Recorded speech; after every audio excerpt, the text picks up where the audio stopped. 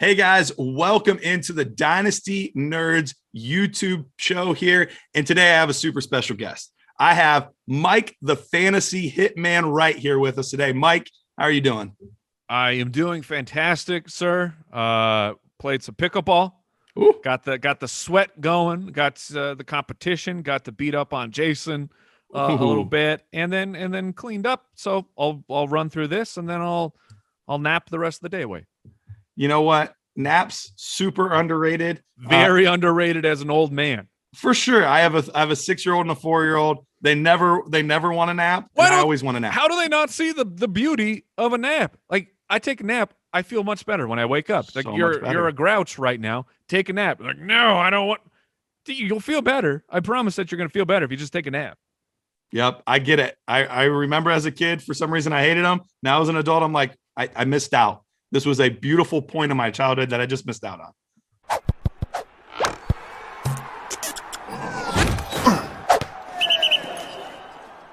All right, so let's get into talking about these running backs. Let's start with the big three.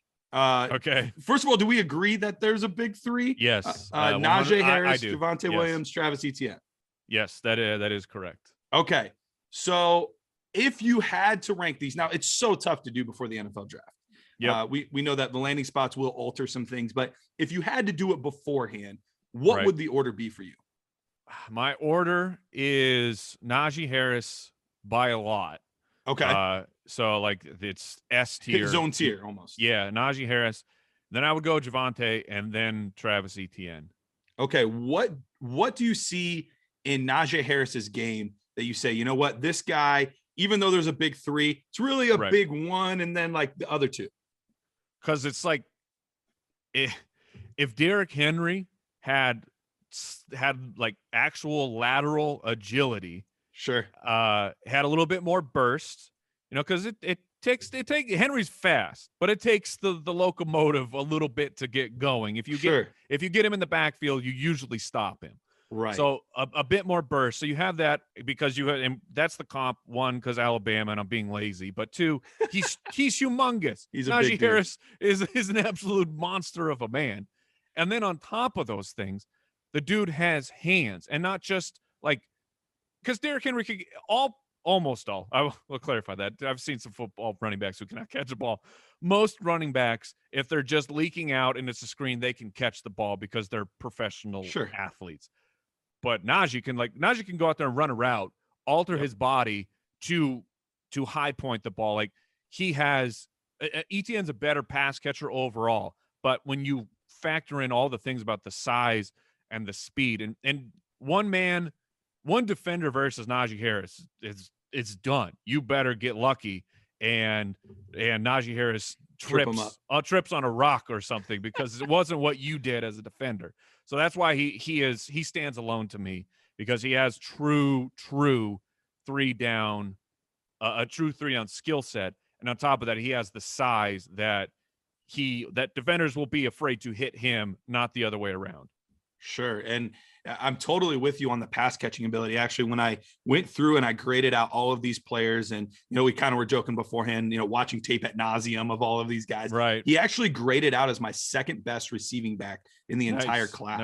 Nice. So I'm definitely on board with that, to see what he can do at his size. size. Is Travis your number one pass catcher, or do you have somebody else? I actually have another guy that we're going to touch on, Kenneth Gainwell, as my number one. Pass catcher in the class. Yeah.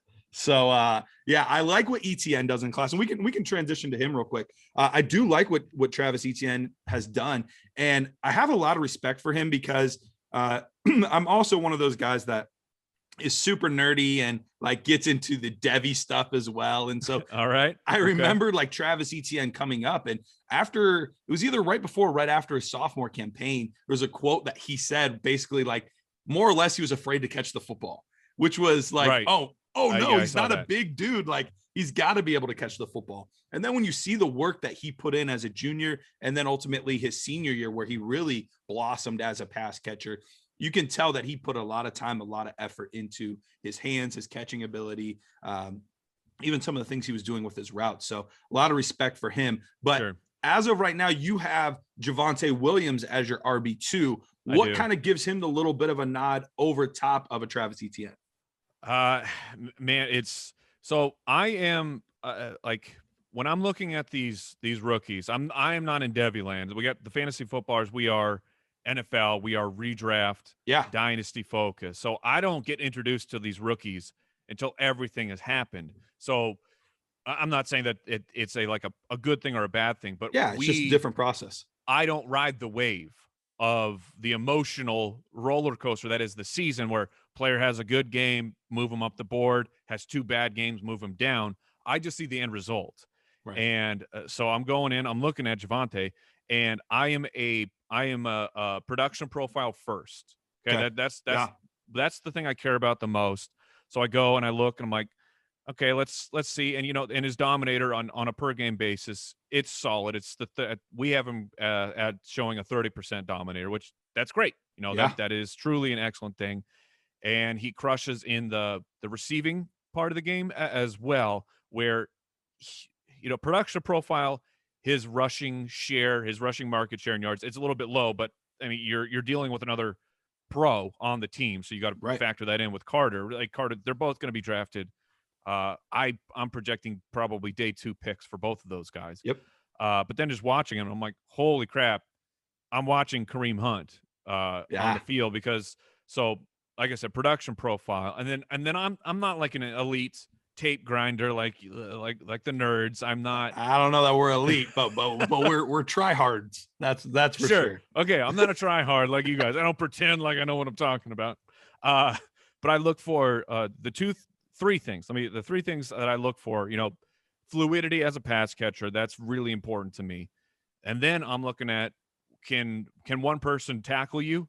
Because that's a huge ding for me. If you can't make one defender, you can't juke one guy in college, you're not toast, man. You're not going to work at the NFL. And then 3 is balance. And I want to see, when you're bouncing off of defenders, what does it look like? And his balance was absolutely outstanding in the college tape. And I don't do huge breakdowns of notes. I try and keep it pretty concise. Sure. But I had on him, just like, wow, this guy's really avoiding tackles. And then you look at the PFF numbers, like, okay, that checked out the eye test. And I'm like, he doesn't really have that long speed. And then he runs his 40 today or yesterday. And it's like, and it's right around that Kareem Hunt time, which I don't care. I don't freak out about that. Kareem Hunt was like a 4.6 something, because let's let the game speed happen. But I felt very strongly that I was looking at a Kareem Hunt type of archetype, and I'm not really good at player comps like that. They don't usually jump off the page to me. That's not my thing. But immediately I felt like I was looking at Kareem Hunt, and then it just kept checking all of those boxes over and over and over.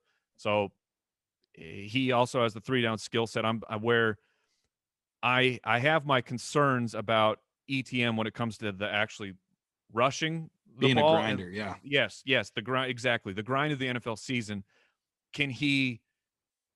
Does a coach really see him as a 3-down running back? And we'll find out in the NFL draft. Sure. Of course, because ETN could be the first guy. He could be a 1st-round pick. He could be a 3rd-round pick. We don't know that yet, and I don't pretend to know that. So just based off of what I saw and the production profile, and those 3 things that I'm looking for in tape, I like Javonte better than Travis. Well, I'm a big Javonte Williams guy. I got an opportunity to do a mock draft with you guys, and you tried to break our draft. I was, and that's why I messaged you. I literally that night I was stressing so bad. And I was like, they invite me to do the first time I get to do a mock draft with these guys, and I want to be the guy that's just going to wreck everything from the start. So I messaged you. I was like, look, I got to stay true to me. Javonte's my guy. I can't move off of it. So we're like, we're going to bump you down to 3rd. So that ended up working out well. Yeah. But, and I get it. We don't know, man. We're dumb people in our parents' basement, pretending that we can do the jobs of professional scouts. But I'm with you. I really like Williams. I liked what I saw from him far more than what I saw from ETN. Absolutely. Yep. I'm with you. So I know that last year you were a big Antonio Gibson fan. Yes, sir. And you love some Memphis running backs. That I do. We got a Memphis running back this year. What are your thoughts on Kenneth Gainwell? I wish he was bigger. Like I really, really wish he was larger, but he's going to have a role in the NFL, absolutely. But does an NFL team see him as a first and second down back, or do they see him as you're just going to be this third down guy, a pass catching specialist? I mean, you're right. When I was thinking through, well, who has the best chance? And of course, it's Gainwell because he's a wide receiver. It's similar to Gibson, where you go back and you watch, and it's okay. I totally understand why during the draft you're like, well, is he a running back or is he a wide receiver? And then you're scrambling. Well, Washington's putting him down as a running back, and so that type of thing that could happen with Kenny Gainwell as well, or Kenneth. I think does he want to be Kenny? I can't remember. I don't remember. I always heard Kenneth, and I've heard Kenny more recently. I think you guys already have Kenny. your Kenny G bit, so I don't know that. Yeah, you guys can allow that, can you? Well, I mean, we can't go back to the well of calling him Kenny G. I'm sure we'll find something for him, but because his production profile is it is sensational, and watching the highlights, which I mean that's where the highlight tape. Normally, a highlight tape can be a trap if that's all you see is the really good things about a player. But where things turn for me on Antonio Gibson, I was in the second round of our rookie dynasty draft for the footballers. Okay. And I had back-to-back picks, and there were 3 players. I was 3 picks away, and I was like, I'm getting at least one of these guys. It's not going to be a problem. Then boom, boom, boom. My list, my queue depleted. And it was, okay, what in the heck do I do here? So I start looking more and more into Antonio Gibson because I had already watched some of him, but watching his highlights again, you're like, this dude is unbelievable when you get the ball in his hands. Then you start looking at the quotes, because that is also important as well. And it was they whispered the words Christian McCaffrey, and it's like, look, yeah, I don't. What do you can't talk me out of this? Look how big he is. Look at his skill set. And they did clarify he is a running back, and it was. And at that moment, I could have waited. I probably could have waited and got like LaVisca as well, but I passed. I was like, I'm going all in on Antonio Gibson. This dude's highlights are just too impressive. And time again, and what he was able to do on such a short amount of touches, and put him with Ron Rivera, and luckily it worked out, man. He had a long way to go. You had Darius Geis be it was a weird, terrible human being. Yeah. And then you still had Adrian Peterson there. I don't know. It was sketchy there for a while. It worked out but it worked out for Gibson for sure. And the fun part is, for the most part, you're right. Highlights can definitely be a trap at times, but basically his game tape was his highlights. Very few touches, and all of them he scored on. So right. It was basically his highlights there. So all right, is there anyone in this class so far that you've looked at and you're like, you know what, I never want to like besmirch the person or anything like that. Like, these are all kids that are trying to make it to the league, right. But he's probably just going to get drafted higher than I'm willing to take him. Is Michael Carter. Yeah. People are salivating. I feel like that train has really, really picked up steam. It has. And again, like I said, I don't do huge notes on him, and PFF loved him. He was like the 4th graded out running back. He's very, very elusive. But my note on him was, I was saying, he's, for a smaller guy, he's slow. The 40-yard just came out, and it confirmed that he is not a burner. And again, I don't care if you're in the 4.5s, that's fine, but he's small. You should be faster for the stature that you have. And I'm like, this guy looks like Devin Singletary, which Devin Singletary is a good professional running back in my opinion. He helps the team.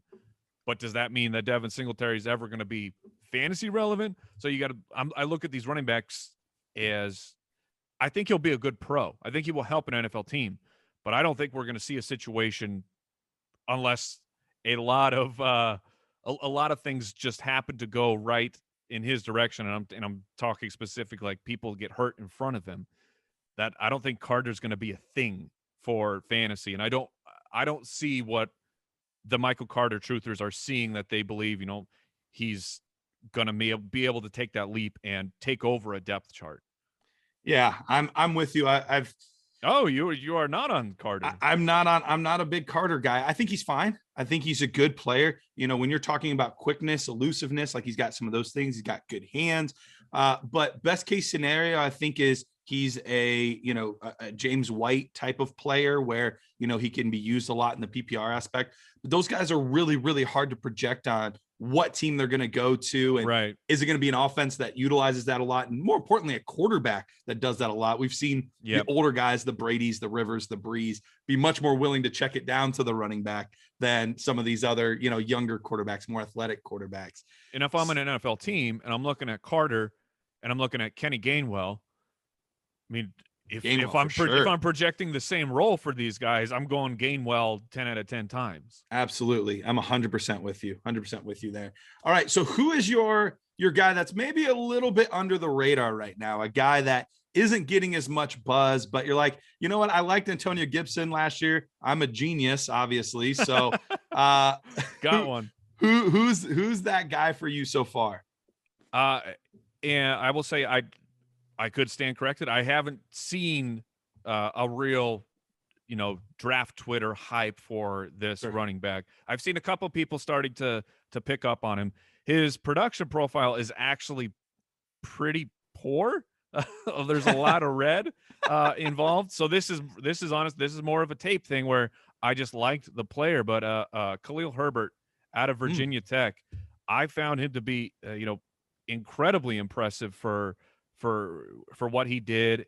He doesn't have a huge sample. He transferred over to Virginia Tech. He hurt his hamstring for a few games. I've got down that I liked his blocking, which is that matters for coaches to get them on the field. I don't know. He stood out as somebody who had some juice, had a little bit of an it factor that I'm not seeing a ton of people really talking about him. Like to me, Khalil Herbert for my pro team or Michael Carter, that's easy. I think Herbert can actually be a 3-down type of a player where Carter is far more of a specialist. Well, Herbert definitely has more of that build. Like he's shorter, about the same height as Michael Carter, but he's definitely much stockier. I got a chance to watch both of those guys actually at the Senior Bowl, kind of get to see them, evaluate them a little bit. And one of the things that stuck out to me too was in some of those one-on-one drills with the linebackers, his pass blocking was actually pretty good, which I was surprised for a guy of his size. So elite tape grinder over look here, at you, Mr. Tape over here. Forget fantasy hit, man. You're the tape grinder. Yeah. But yeah, I mean, he looked good in that aspect. He does have some juice there. So he is a guy I like as well. I don't know. It's close between him and Michael Carter for me. I'm going to have to go back. I need to go grind more. Now. That's guy what for I me. say. I say, I'm like, I need to go back and grind more. And I just keep saying that over and over until the NFL draft happens. And then I'm like, oh yeah, see, I just emerged, and clearly Michael Carter was the far better pick as Khalil Herbert gets drafted in like the 6th round. One guy that I like, and I don't know how much you've gotten to look into him. He's definitely been a more under the radar guy as well. But Garret Patterson, guy out of Buffalo. When we're talking about production, I mean, his production was incredible. In one game, he had more touchdowns against Kent State. He had 8, which that's more than guys have for an entire seasons at times. Right. The tape on that, was that where he was? Yeah. So he was trying to break the record or something, right? Or he was trying to break Samaje Perine's single season game record. Man, that video of who was announcing it? Ross Tucker. I'm pretty sure it was him. And he's just like calling. He's like, give him the ball. We all want to see it. And there was just enough yardage left for him to actually break the record if he broke one off. And they pull him off the field, and then the backup breaks it. So it's like, what are you doing, coach? Like, come on. You had a chance for history. Yeah, let your player get the record. Don't be a Grinch. Ridiculous. Yeah. Any thoughts on him? He's definitely on the smaller side as far as height goes, but he's real stocky. We're talking about a 5'6" guy. So, Darren Sproles and Boston Scott and Tariq Cohen type of range height wise, but he's 195. But there's a big problem. What's that? He caught 0 passes. 0. That Not a single one a senior year or junior year. That doesn't mean he can't do it, but that's what I have to go off of. And you would think if an offense wants to use him that way, a coach is going to make sure that we get him the ball in the passing game. Maybe his rushing was just too elite to be stopped, that we never wanted to pass him the ball. But my notes are just the red flags of the no passing work. But I have down here, I liked his natural instincts. His speed is fine. And he has really solid power to size ratio of he does. That. I saw what you saw of a smaller guy, but still giving some defenders the business. Yep. How does that translate to fantasy when a dude caught 0 passes for his featured season? It's tough. I feel like that's breaking new ground where 0. So weird. How do you go over a season, even this weird COVID season? How do you catch 0 passes? Even a fullback's going to get 1. Exactly.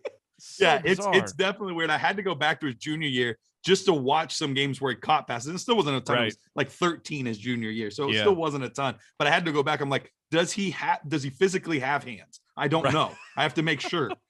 And so I can confirm he does actually, all 10 digits are there. That's a good note. I'll add it into my robust notes over here. Yes, absolutely. So, all right, Mike. Well, I do appreciate it. Taking the time out to come in, talk about some of these running backs with me. Any other final notes, any final pearls of wisdom that you want to leave us with before we head out here today? Yeah. Draft wide receivers this year. Yep. That's a great note. Well, I appreciate your time. And thanks again for coming on, man. You got it, man. Take it easy. Thanks.